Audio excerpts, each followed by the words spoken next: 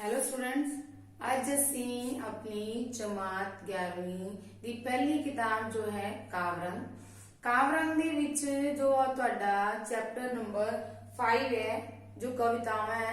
ਕਵਿਤਾ ਕਿਹੜੀ ਹੈ? ਅਬਲਾ ਦਾ ਬਲ, जो किस द्वारा लिखी हुई है? चरण सिंह शहीदी द्वारा लिखी हुई है।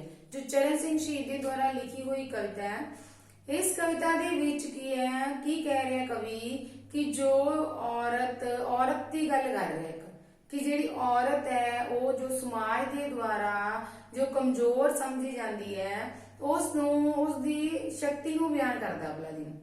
अबला मतलब औरत नूं अबला कहा गया इस कविता दे विच ते औरत दी अथाह शक्ति नूं बयान कर रहा है इस कविता दे द्वारा कि वो कह रहे हैं कि जो समाज उसनूं विचारी समझदा है, कोझी समझदा है, उस समाज दी जो सोच है उस ते व्यंग कीता है कि वो औरत नूं कमजोर क्यों समझदा है। ते उस व्यंग दे उपर एक कविता लिखी है कि औरत दी शक्ति नूं इस कविता दे राही दस्सिया है उस समाज के लोगों नूं जो उस औरत नूं विचारी समझदे है, कोझी समझदे है, कमजोर समझदे है। ਤਾਂ ਉਹਨਾਂ ਸਮਾਜ ਦੇ ਲੋਕਾਂ ਨੂੰ ਇਸ ਕਵਿਤਾ ਦੇ ਰਾਹੀਂ ਉਹਨਾਂ ਦੇ ਉੱਪਰ ਵਿਅੰਗ ਕੀਤਾ ਹੈ। ਤੇ ਕੀ ਕਹਿ ਰਿਹਾ ਇਸ ਕਵਿਤਾ ਦੇ ਵਿੱਚ ਕਵੀ? ਅਬਲਾ ਜੋ ਆਖਣ ਔਰਤ ਨੂੰ ਕਿ ਜੋ ਲੋਕ ਔਰਤ ਨੂੰ ਅਬਲਾ ਸਮਝਦੇ ਹੈ, ਕਮਜ਼ੋਰ ਸਮਝਦੇ ਹੈ, ਵਿਚਾਰੀ ਸਮਝਦੇ ਹੈ, ਕਮਜ਼ੋਰ ਸਮਝਦੇ ਹੈ, ਉਹ ਸੋਚ ਜਰਾਨਾ ਕਰਦੇ ਨੇ ਕਿ ਉਹ ਜਿਹੜੀ ਉਹ ਬਿਲਕੁਲ ਵੀ ਇਹ ਗੱਲ ਕਹਿਣ ਲੱਗਿਆ ਨਹੀਂ ਸੋਚਦੇ।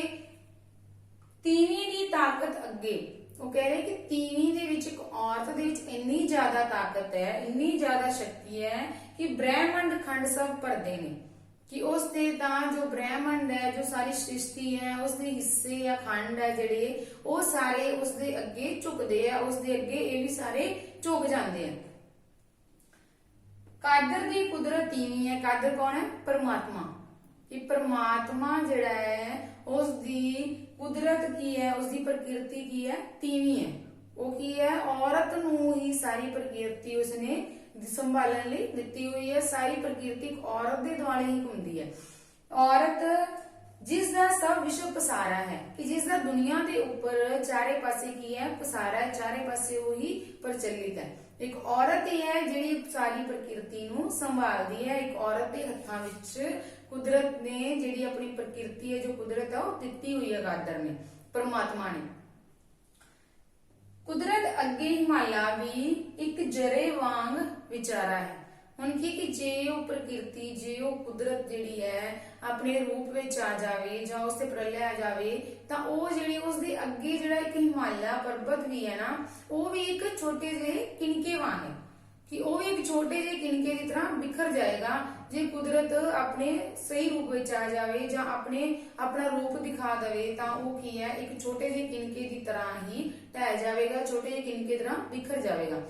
तां की है कि इस कायनात, इस सृष्टि ते, इस पृथ्वी दुनिया सारी ते, कायनात मतलब इस सारी दुनिया ते, सारी सृष्टि दे ऊपर इसी तरह ही जो औरत है उसका पसारा है कि औरत के सामने ये जो दुनिया है, जो पृथ्वी है सारी, वो की एक छोटे जिहे किनके दे समान है कि उसकी शक्ति दे अगे ये जिहड़ी कायनात है, ये जिहड़ी सृष्टि है, ये पृथ्वी धरती है जिहड़ी एक छोटे जिहे किनके दे बराबर है।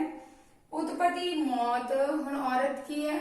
उत्पत्ति भी है, मौत भी है, प्रलय भी है, ते सब नाम है वक्खो वक्रे नारी दे है कि एक औरत दे सारे नाम है कि जो जन्म देने वाली है वो भी औरत है, ते जो प्रलय बनती है, जो मौत देने वाली है वो भी एक औरत ही है कि औरत दे ही ये सारे वक्खो वक्रे नाम हन। औरत दे विचों ही ये नाम निकले हन।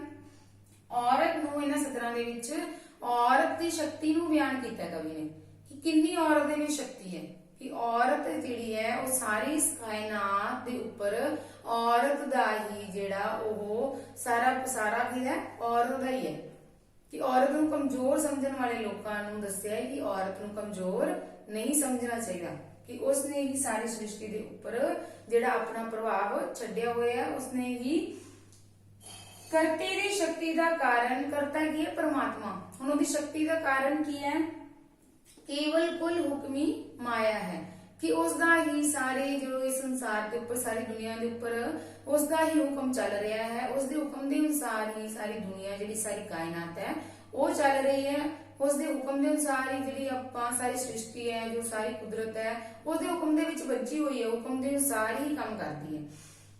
ਮਾਨੋ ਇਸ ਮਾਇਆ ਔਰਤ ਦਾ, ਹੁਣ ਕੁਦਰਤ ਦੀ ਮਾਇਆ ਕੀ ਹੈ? ਔਰਤ ਹੈ। ਕੁਦਰਤ ਜਿਹੜਾ ਹੈ ਉਹ ਔਰਤ ਹੀ ਉਸਦੇ ਅਧੀਨ, ਉਸਦੇ ਜਿਹੜੇ ਔਰਤ ਹੈ ਉਸਦੇ ਵਿੱਚ ਹੀ ਉਹ ਕਹਿੰਦਾ ਸਭ ਕੁਝ ਔਰਤ ਦੇ ਵਿੱਚ ਹੀ ਛਿਪਿਆ ਹੋਇਆ ਹੈ। ਕੁਦਰਤ ਜਿਹੜੀ ਔਰਤ ਤੇ ਆਧਾਰਿਤ ਹੈ।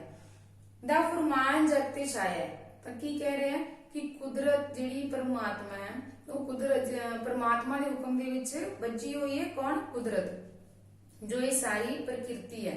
ਪਰੰਤੂ ਪਰਮਾਤਮਾ ਨੇ ਕਿਸ ਨੂੰ ਆਪਣਾ ਬਣਾਇਆ ਕਿ ਔਰਤ ਨੂੰ, ਕਿ ਔਰਤ ਨੂੰ ਇਹ ਸਾਰੀ ਸ੍ਰਿਸ਼ਟੀ ਦਾ ਜੋ ਹੈ ਭਾਰ ਜੋ ਹੈ ਦਿੱਤਾ ਹੋਇਆ, ਔਰਤ ਹੀ ਸਾਰੀ ਸ੍ਰਿਸ਼ਟੀ ਨੂੰ ਸੰਭਾਲ ਰਹੀ ਹੈ। ਔਰਤ ਦਾ ਹੀ ਸਾਰੇ ਜਗ ਦੇ ਉੱਪਰ ਫਰਮਾਨ ਛਾਇਆ ਹੋਇਆ ਹੈ। ਰੂਹ ਦੀ ਜਾਨ ਤੇ ਖੁਸ਼ੀ, ਰੂਹ ਕੀ ਹੈ? ਆਤਮਾ। ਜਾਨ ਕੀ ਹੈ? ਜੋ ਆਪਣੇ ਵਿੱਚ ਜਾਨ ਹੈ। ਦੇਹ ਹੈ, ਸਰੀਰ ਹੈ, ਜੋ ਆਪਣਾ ਇਹ ਸਰੀਰ ਹੈ, ਜੋ ਆਪਣੀ ਆਤਮਾ ਹੈ, ਜੋ ਆਪਣੀ ਖੁਸ਼ੀ ਹੈ, ਗਮੀ ਹੈ, ਦੌਲਤ ਤੇ ਸ਼ਾਹੀ, ਤੀਵੀਂ ਹੈ। ਇਹ ਸਾਰਾ ਕੁਝ ਕੀ ਇੱਕ ਤੀਵੀਂ ਦੇ ਕਾਰਨ ਹੀ ਹੈ, ਇੱਕ ਔਰਤ ਦੇ ਕਾਰਨ ਹੀ ਹੈ। ਕਿ ਜੇਕਰ ਆਪਾਂ ਨੂੰ ਇਹ ਦੁਨੀਆ ਤੇ ਆਪਣਾ ਜਨਮ ਹੋਇਆ, ਆਪਾਂ ਨੂੰ ਸਰੀਰ ਮਿਲਿਆ, ਰੂਹ ਮਿਲੀ ਹੈ, ਤਾਂ ਇਸ ਦੇ ਪਿੱਛੇ ਕਿਸ ਦਾ ਹੱਥ ਹੈ? ਔਰਤ ਦਾ। ਕਿ ਇੱਕ ਔਰਤ ਦੇ ਕਾਰਨ ਹੀ ਇਹ ਖੁਸ਼ੀ, ਗਮੀ, ਜੋ ਦੌਲਤ ਹੈ, ਜੋ ਆਪਾਂ ਇਹ ਸਾਰਾ ਕੁਝ ਆਪਾਂ ਨੂੰ ਕਿਸ ਦੁਆਰਾ ਮਿਲਦਾ ਹੈ? ਔਰਤ ਦੇ ਦੁਆਰਾ। ਤੇ ਇਹ ਔਰਤ ਦੁਆਰਾ ਹੀ ਬਖਸ਼ਿਆ ਹੋਇਆ ਸਭ ਕੁਝ ਹੈ। ਤੀਵੀਂ ਅਤ ਉੱਚੀ ਮੁਕਤੀ ਹੈ। ਉਹ ਕਹਿ ਰਹੇ ਕਿ ਜੇਕਰ ਤੀਵੀਂ ਚਾਵੇ ਤਾਂ ਉਹ ਕੀ ਹੈ? ਕਿਸੇ ਨੂੰ ਵੀ ਮੁਕਤੀ ਪ੍ਰਦਾਨ ਕਰ ਸਕਦੀ ਹੈ, ਕਿਸੇ ਨੂੰ ਵੀ ਆਜ਼ਾਦ ਕਰ ਸਕਦੀ ਹੈ, ਕਿਸੇ ਤੇ ਵੀ ਮਿਹਰਬਾਨ ਜਿਸ ਤੇ ਹੋ ਜਾਂਦੀ ਹੈ ਉਸ ਨੂੰ ਮੁਕਤੀ ਮਿਲ ਜਾਂਦੀ ਹੈ। ਤੀਵੀਂ 84 ਨੀਵੀਂ ਹੈ, ਪਰੰਤੂ ਜੇ ਉਹ ਚਾਵੇ ਤਾਂ ਉਹ 84 ਵਿੱਚ ਵੀ ਪਾ ਸਕਦੀ ਹੈ, ਤੇ ਜੇ ਉਹ ਚਾਵੇ ਤਾਂ ਮੁਕਤੀ ਵੀ ਦੇ ਸਕਦੀ ਹੈ।